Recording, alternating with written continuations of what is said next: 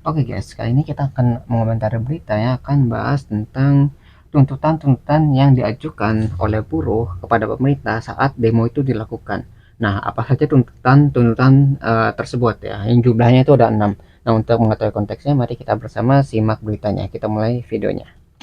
Dan pemirsa, untuk mengetahui kondisi terkini dari aksi demo yang terjadi di sejumlah wilayah di Indonesia, kami sudah terhubung dengan Faisal Rinaldi yang sudah ada di depan gedung DPR RI Jakarta dan juga Syamsul Ma'arif yang berada di Makassar, Sulawesi Selatan. Kita akan ke Jakarta terlebih dahulu. Faisal, bagaimana situasi di sana? Silakan.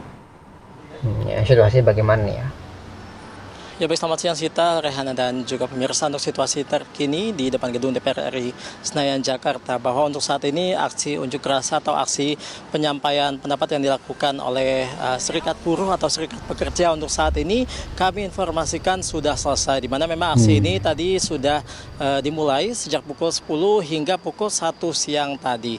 Dan untuk saat 3 ini jam. menurut pantauan kami di lokasi bahwa untuk ribuan buruh, ada sekitar 4.000 buruh yang tadi melakukan aksi penyampaian pendapat saat ini sudah mulai bubar untuk pulang ke rumahnya masing-masing. Dan untuk saat ini kami laporkan di Jalan Gatot Subroto atau tepatnya di depan gedung DPR RI Senayan Jakarta bahwa saat ini sudah sepi, namun untuk akses jalannya atau lalu lintasnya untuk saat ini masih ditutup. Untuk masyarakat yang hendak melalui Jalan Gatot Subroto atau tepatnya dari arah Semanggi menuju ke Aksesnya arah masih Selipi, tertutup bahwa ya. saat ini kami informasikan bahwa memang belum bisa dilalui.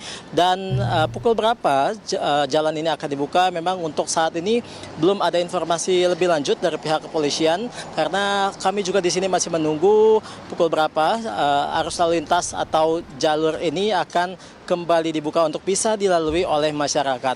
Nah, terkait dengan aksi hari ini Rehana, bahwa untuk aksi unjuk rasa atau aksi penyampaian pendapat hari ini serikat pekerja yang Itu ada 6 tuntutan ya, dari hapus outsourcing sama naikkan upah. Jadi outsourcing tuh kayak mungkin di luar kontrak, jadi pekerja lepas itu yang outsourcing ya. Kalau misalnya naikkan upah itu wajar karena yang namanya buruh ya, dinamakan sekarang tuh inflasi lagi tinggi gitu kan, terus semuanya lagi mahal, sedangkan upah yang nggak naik itu akan menekan atau membuat para buruh ini menderita gara-gara upahnya itu tidak cukup untuk membiayai kebutuhan hidupnya. Jadi menaikkan upah itu adalah hal yang wajar. Terus kalau yang kedua ini stop PHK massal ya. Kalau stop PHK massal itu tergantung ininya sih, dari perusahaan ya. Kalau perusahaan yang nggak mampu untuk membiayai beban dari pekerja ya untuk bayar gaji, itu ya mungkin mereka harus memberhentikan gitu kan, untuk ada efisiensi anggaran di perusahaannya.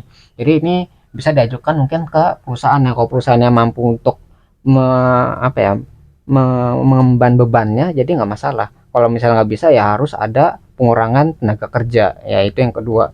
Kalau yang reformasi pajak itu kayak masalah ini dah. Kalau misalnya kadang-kadang semua dipajak tuh, penghasilan dipajak, terus kadang pesangonnya dipajak gitu. Terus kalau ada hal-hal lainnya juga dipajak. Mungkin itu minta keringanan supaya tidak terlalu membebani pajaknya. Jadi yang awalnya misalnya pesangon gitu kan, itu kan uang untuk bertahan hidupnya setelah dia itu dipecat. Kalau misalnya dipajak kan berarti berkurang gitu ya untuk kebutuhan hidupnya. Yaitu yang ketiga ya. Yang keempat tuh yang RUU ketenaga kerjaan tanpa omnibus law yang katanya itu agak bermasalah. Jadi udah dibicarakan nih, tapi dalam waktu setahun itu terkadang belum dibicarakan atau belum ditindaklanjuti. Padahal ada beberapa hal yang bermasalah dengan hukum dari omnibus law ini. Jadi ingin segera diselesaikan lah masalahnya. Itu yang keempat.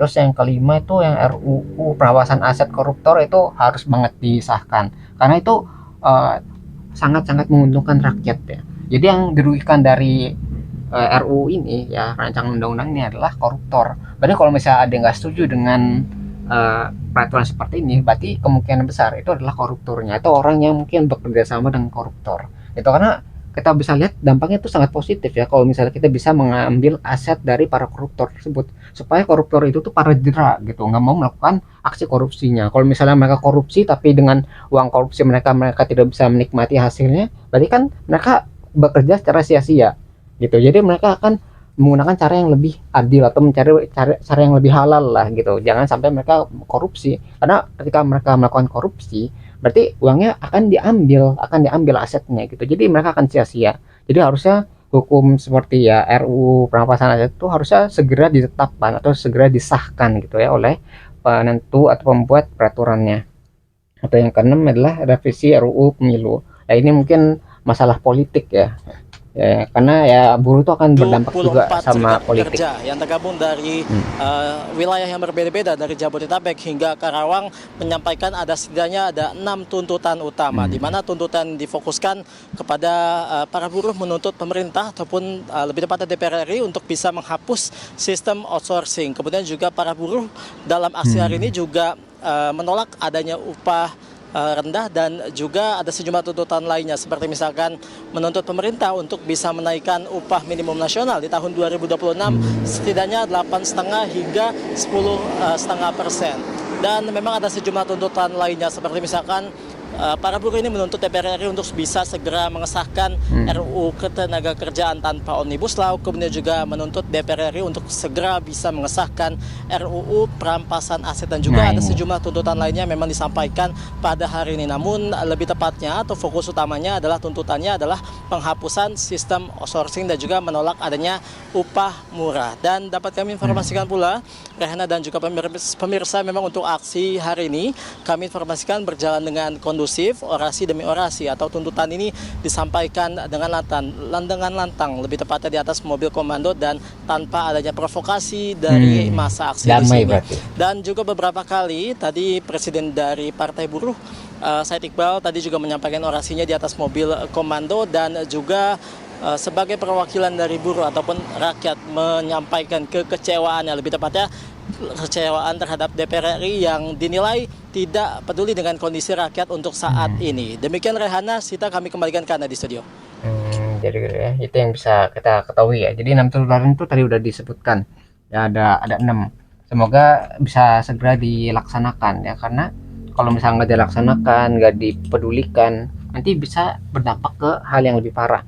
Ini sekarang damai nih ya, dalam waktu 3 jam gitu kan, itu tidak menimbulkan kerusakan, udah menyampaikan dengan baik dan sebagainya. Nah, kalau misalnya dengan yang damai itu tidak digubris sama pemerintahnya, itu bisa menimbulkan dampak yang lebih parah gitu. Bayangin, ini udah damai nih ya, udah bersatu ya untuk mengadukan nasib mereka gitu ya, untuk mengadukan bagaimana kebijakan ini nih, gimana supaya mereka tuh bisa lebih ringan atau dikasih nafas lah sama pemerintah supaya mereka tidak tahu berat hidupnya. Nah, kalau misalnya hal ini tidak didengar oleh pemerintah atau tidak digubris, itu bisa menyebabkan tadi bertumpuk kekesalan mereka, itu bisa akhirnya bisa membuat kekacauan dalam negeri ini. Bayangin kalau misalnya sekarang ini kan kayak demo gitu. Bayangin nanti kalau kedepannya jadi mogok kerja secara nasional, itu bisa melumpuhkan ekonomi suatu negara. Ya kalau semua rakyat ini bersatu buat melawan pemerintah, pemerintah tuh bisa chaos. Gitu. Jadi ini masih damai nih, harusnya dari pemerintah itu bisa mendengarkan apa dari yang ingin disampaikan oleh rakyat ini. Ya semoga rakyatnya dari pemerintahnya mendengarkan dan mengakomodasi lah aspirasi masyarakat seperti ini supaya ya bisa damai antara pemerintah sama rakyatnya. Karena ketika keduanya itu bersinergi, itu yang diuntungkan adalah semua orang. Jadi rakyatnya ini bisa hidupnya enak gitu ya, bisa lebih ringan lah tadi ya dengan tuntutan-tuntutannya, dan pemerintah juga bisa mendapatkan keuntungan juga. Jadi kalau misalnya rakyatnya senang, terus rakyatnya jadi rajin bekerja, pemerintahnya juga bisa dapat penghasilan juga kan dari pajak tadi yang dari penghasilan itu. Jadi semua bakal diuntungkan ketika keduanya itu saling bersinergi dengan baik. Jadi kalau misalnya saling berlawanan atau saling bermusuhan, malah yang diuntungkan nggak di Indonesianya yang diuntungkan, tapi pihak luar yang ingin menghancurkan atau ingin mengadu domba Indonesia. Nah itu ya mungkin yang bisa kita pelajari dari keenam tuntutan dari yang buruh itu yang ingin disampaikan. Mungkin kalau kalian tertarik dengan sumber beritanya, link sudah saya cantumkan di deskripsi video. Nah mungkin sekian yang bisa saya sampaikan. Semoga videonya bisa bermanfaat. Kurang lebih mohon maaf. Kita ketemu lagi di pembahasan selanjutnya, insya Allah.